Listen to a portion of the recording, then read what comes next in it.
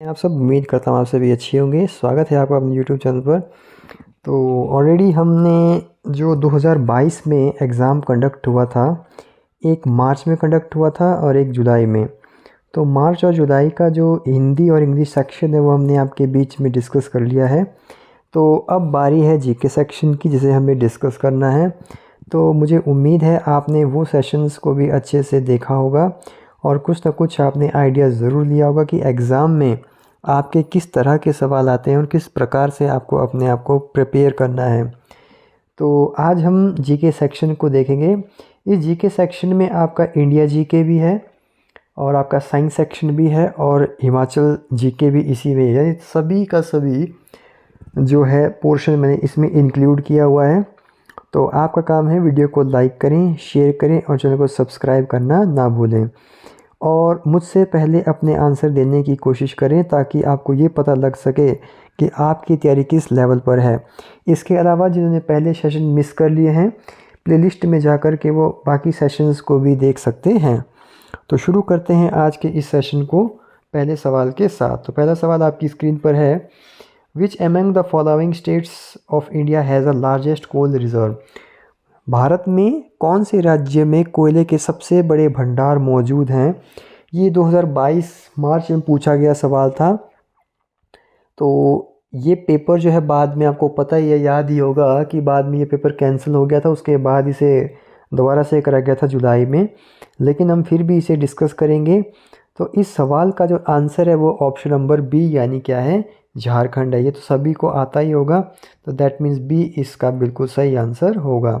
ठीक है, झारखंड में काफ़ी सारे कोयल रिजर्व्स मौजूद हैं, आपने जीके सेक्शन में थ्योरी में पढ़ा भी होगा। अगला सवाल देख लेते हैं, dash soils are mostly confined to river basin and coastal plains of India. Dash प्रकार की मिट्टी भारत के अधिकतर नदी घाटियों व तटीय मैदानों में ही पाई जाती है। तो किस प्रकार की, alluvial soil, black soil, laterite soil, red soil, जलोढ़क मिट्टी, काली मिट्टी, लेटराइट मिट्टी या लाल मिट्टी। आपको बताना है कि अधिकतर जो नदी घाटियां हैं और तटीय मैदान हैं वहाँ पर इनमें से किस प्रकार की मिट्टी जो ज़्यादा पाई जाती है। तो सबसे ज़्यादा जो इस प्रकार की मिट्टी है वो मिलती है आपकी एलुवियल सॉइल यानी जलोढ़क मिट्टी।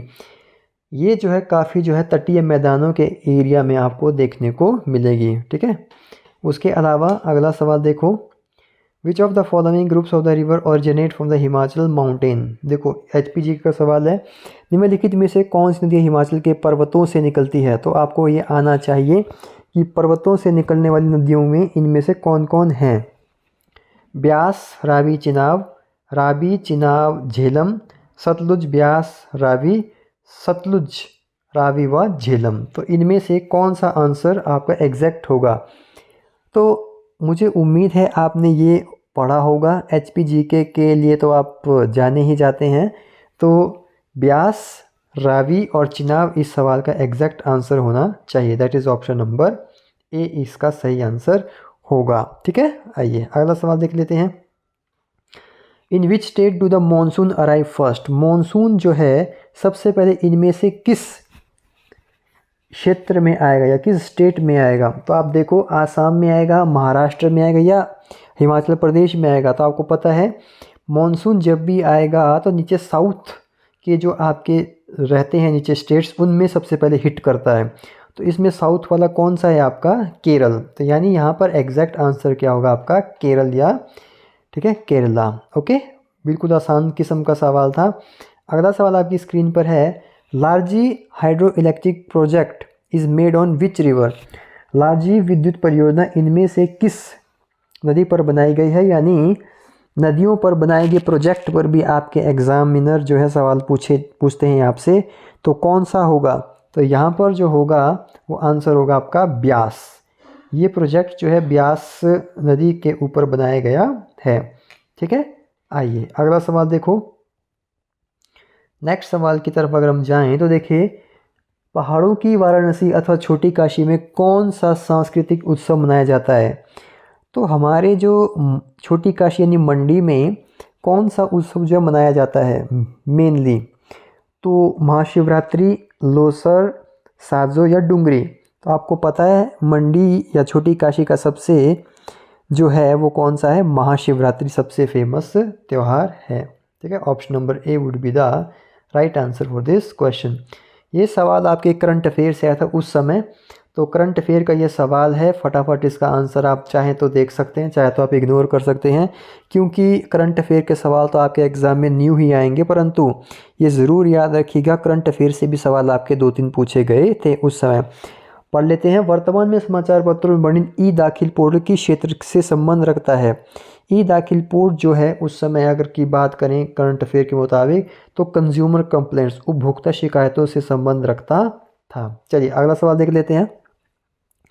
अगला सवाल आपका पॉलिटी सेक्शन से है। राज्यसभा के सदस्य प्रत्येक 2 वर्ष की अवधि के उपरांत डैश अंश के मुताबिक सेवानिवृत्त हो जाते हैं, यानी हर 2 साल में कितने जो हैं सेवानिवृत्त होते हैं। 2/3, 1/2 होते हैं, 1/3 होते हैं या 1/6 होते हैं। तो आपको पता है हर 2-2 वर्ष की अवधि में 1/3 से राज्यसभा के सदस्य क्या हो जाते हैं, रिटायर। सिंपल सवाल था। ठीक है, जलियांवाला हत्याकांड जो है किस त्योहार के दिन हुआ था, किस त्योहार के दिन जलियांवाला बाग हत्याकांड हुआ था। दीपावली के दिन, बैसाखी के दिन, लोहड़ी के दिन या होली के दिन। तो आप बोलेंगे सर बहुत ही आसान किस्म का सवाल है, कई बार स्टूडेंट्स ने ये पढ़ा भी है, बैसाखी के दिन ये हुआ था। ठीक है, किस डेट में हुआ था कमेंट सेक्शन में ज़रूर बताइए। अगला सवाल देखिए आपकी स्क्रीन पर। Which movement is known as August movement या क्रांति। अगस्त आंदोलन या क्रांति के नाम से किस आंदोलन को जाना जाता है। असहयोग आंदोलन, खिलाफत आंदोलन, स्वदेशी आंदोलन या भारत छोड़ो आंदोलन। ठीक है, तो अगस्त आंदोलन या अगस्त क्रांति कहा जाता है भारत छोड़ो आंदोलन को। क्विट इंडिया मूवमेंट को अगस्त मूवमेंट या क्रांति के नाम से जाना जाता है। Option number D. अगला सवाल आपके एग्ज़ाम का बहुत ही आसान है, ये आपका आया था हिस्ट्री से। नॉन कोऑपरेशन मूवमेंट यानी असहयोग आंदोलन को किस वर्ष में निलंबित कर दिया गया था। 1921 में, 22 में, 29 में या 27 में। तो बहुत ही सिंपल, 1922 में जो है इसे सस्पेंड कर दिया गया था। ठीक है, सिंपल सवाल है, कोई ज़्यादा हार्ड सवाल नहीं है, परंतु आने चाहिए। पीर पंजाल पर्वत श्रृंखला हिमाचल प्रदेश के किस पड़ोसी राज्य में स्थित है, बताइए। पीर पंजाल जो रेंज है वो किस स्टेट में है, इनमें से हरियाणा, पंजाब, जम्मू कश्मीर या Uttarakhand.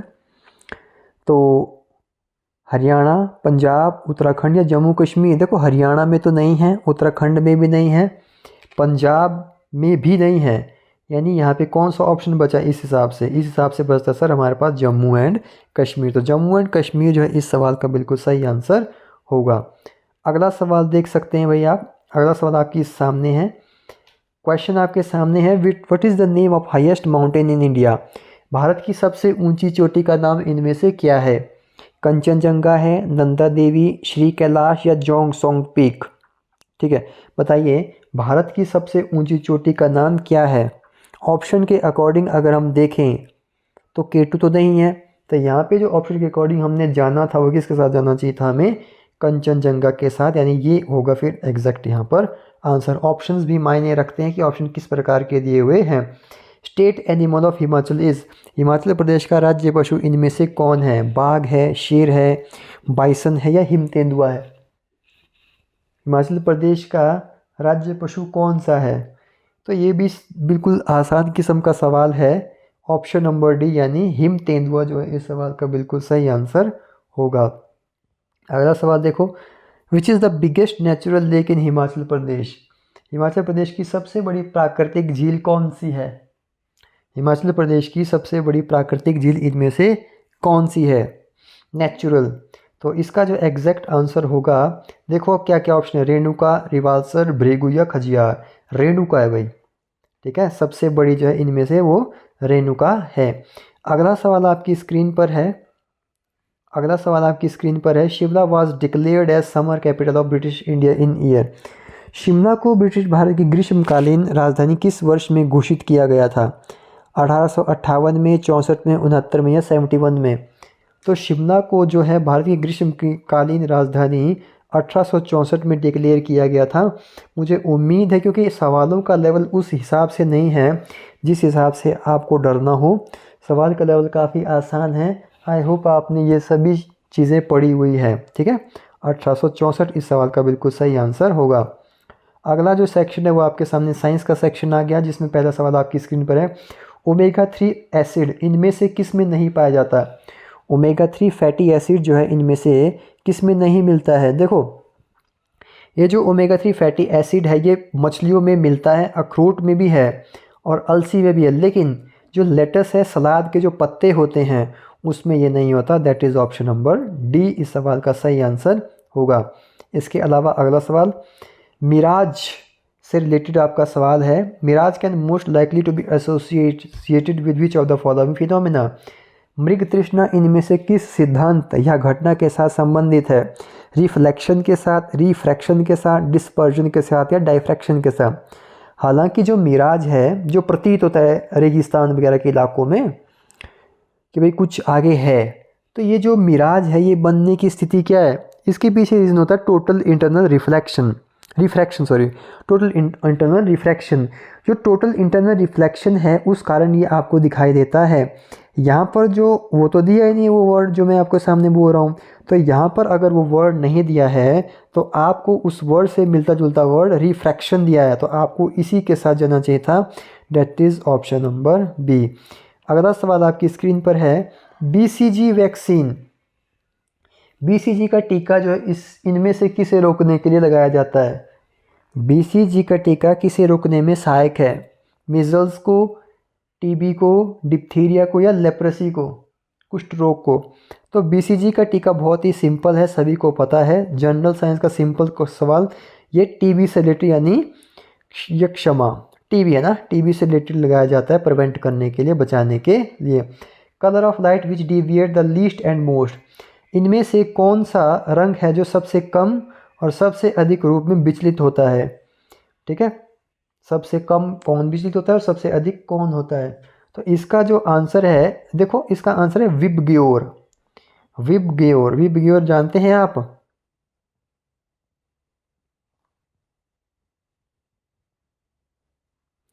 VIBGYOR, violet, indigo, blue, green, yellow, orange, red, VIBGYOR. तो यानी इसका आंसर किस में है? वायलेट और किस में है? रेड। तो सबसे कम विचलित कौन होता है? सर सबसे कम जो स्कैटर होता है वो होता है रेड और सबसे अधिक वायलेट। यहाँ नहीं है, यहाँ दो जगह है लेकिन रेड नहीं है, तो ऑप्शन नंबर क्या हो जाएगा? ए। तो ऑप्शन नंबर ए इस सवाल का क्या होगा? बिल्कुल सही आंसर होगा। ठीक है, पढ़ा तो होगा ना आपने, मुझे उम्मीद है। नहीं पढ़ा है तो पढ़ लीजिए। विच of the following is a synthetic drug, इनमें से कौन सा सिंथेटिक ड्रग है जो खुद बनाया जाता है? चरस, अफीम या हशीश या हेरोइन? जिसे खुद से तैयार किया जाता है, सिंथेटिकली बनाया जाता है। चरस, अफीम, हशीश या हेरोइन? यहाँ पर जो एग्जैक्ट आंसर है सिंथेटिक ड्रग की कैटेगरी में आता है हेरोइन। ठीक है, हेरोइन इसमें आएगा आंसर आपका। विच of the following is not a radio active element, इनमें से कौन सा तत्व जो रेडियोधर्मी नहीं है? देखो, यूरेनियम तो है, रेडियम भी है, प्लूटोनियम भी है, कौन नहीं है? सर बोरोन नहीं है। कभी आपने सुना रेडियोधर्मी तत्वों में बोरोन का नाम? नहीं। केमिस्ट्री का सवाल है, बोरोन इस सवाल का बिल्कुल एग्जैक्ट आंसर रहना चाहिए था। अगला सवाल है, फ्रूट फ्लोटेशन प्रोसेस में इनमें से क्या यूज़ किया जाता है? ठीक, कौन से तेल का उपयोग किया जाता है? नारियल का तेल, जैतून का तेल, पाइन ऑयल या केरोसिन ऑयल? ठीक है, जब हम तत्वों को अलग करते हैं, ओर्स को, धातुओं को डिफरेंट करने की या अलग करने की बात आती है तो वहाँ पर इस प्रोसेस का यूज़ किया जाता है। बाकी कई सारे प्रोसेसेस है, तो इसमें जो है मेनली यूज़ किया जाता है पाइन ऑयल, चीड़ का तेल जो है इस प्रोसेस में हम क्या करते हैं? यूज़ करते हैं। ठीक है, आगे है साल्मोनेला टाइफी जीवाणु कौन सी प्राणघातक बीमारी के लिए जिम्मेदार है? साल्मोनेला टाइफाई ये कैरियर है। ठीक है, ये किससे होता है, क्या किस डिजीज़ को जो है की तरफ से है? ये आपका टाइफाइड की ओर से है।